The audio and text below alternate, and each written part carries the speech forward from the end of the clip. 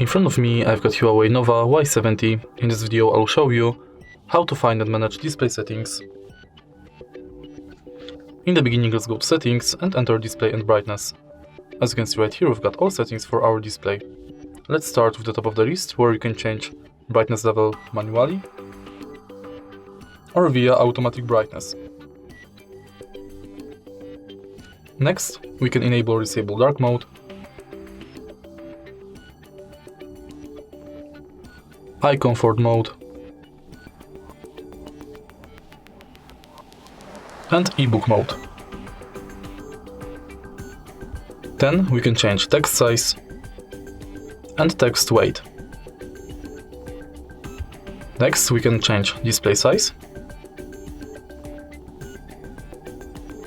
sleep timeout between 15 seconds and never,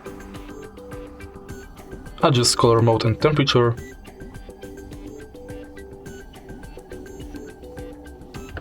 manage full screen display for apps, height notch,